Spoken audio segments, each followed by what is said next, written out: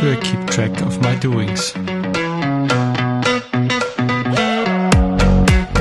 Welcome to a new episode of the Get Shit Done in IT podcast. My name is Michael Seidel, and our question of the day is, how do I keep track of my doings? And this is the unofficial part 3 of our, New Year's or the end year series. So it wasn't planned to be a series, but the topic fits.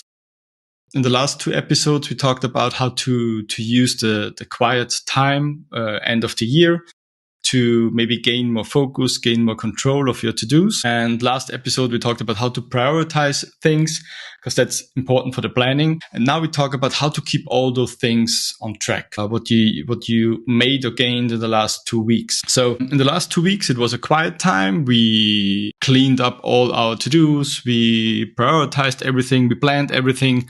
But now it is to prove in the real world, because today or tomorrow, or maybe next week, if you're lucky enough to have one more week of holiday. But to be honest, now the real life comes back. So you will go back to work. Every one of your colleagues will go back to work. Your customers will be back at work. So now new emails are coming in, new to-dos coming in. So now we have to prove that the system works, and we need to keep it up and running.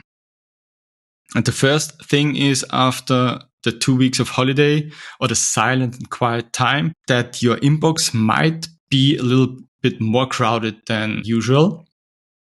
And I would recommend you to, as I said in previous episodes, to reserve some time only to work with your emails, to go through your emails.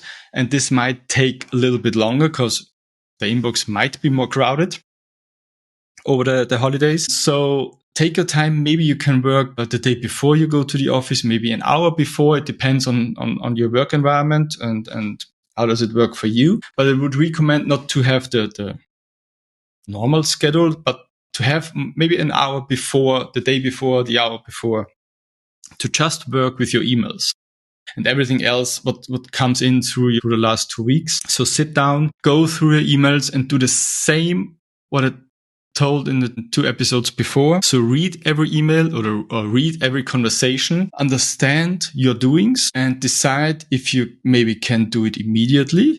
If it's just a response, a yes or no, a decision, whatever.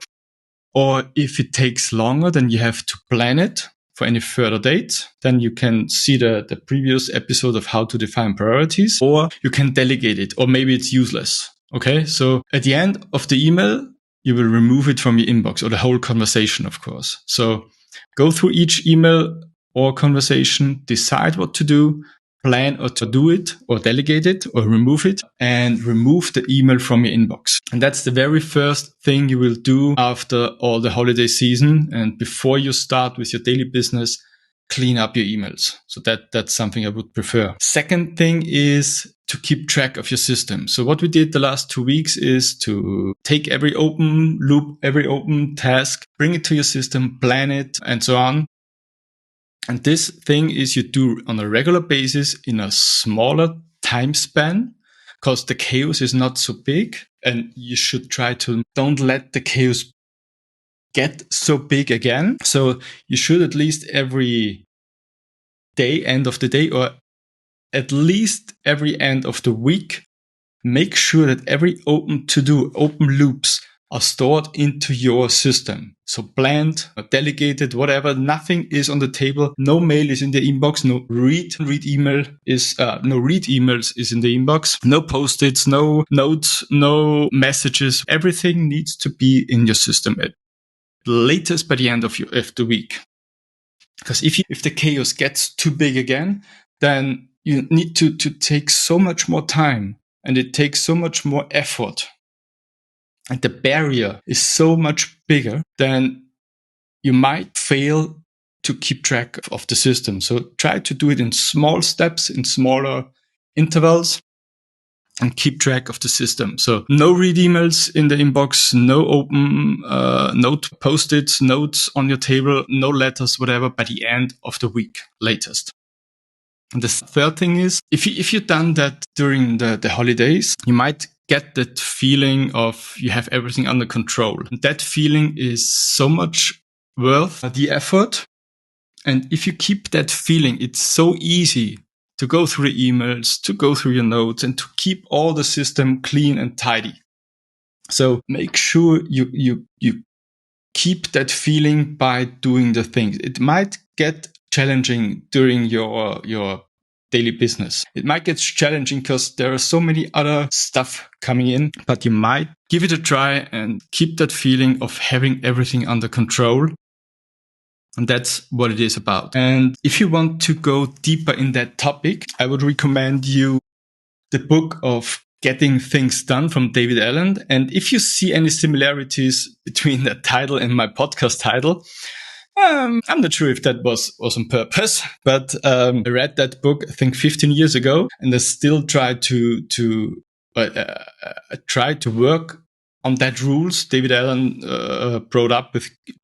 If you know that book already, you might see some similarities between my suggestions and that book, and that's because I really tried to live the GTT lifestyle or GTT rules. But there are so many more. So if you want to get more insights of that system, I really want you to read that book. And if you already did, read it twice or 3 times or 4 times. Do it often because you need to reread the rules, the guidance. Maybe you understand something only on the 2nd or 3rd time. So do it maybe once a year or every 2 years to read that book, to refresh the mindset and everything. Okay. So I might add it to the show notes so you can click on the link to see the book. So if you want to see more on GTT, I would really recommend to read that book. Otherwise, I wish you a happy start in the new year. Stay productive in the new year. If you have any questions, let me know, and wish you a nice week. Stay productive. Bye-bye. If you enjoy this podcast, if it brings you joy, provides value, and you perhaps even listen to it on a regular basis, then I have a request for you today. I need your support to help the podcast grow and reach more people. What you can do is very simple. Subscribe to it on your preferred platform, leave me a comment, a rating if you liked an episode, and share it on social media. I want to reach every IT professional out there and help them better organize themselves. And I'm extremely grateful if you help me with this.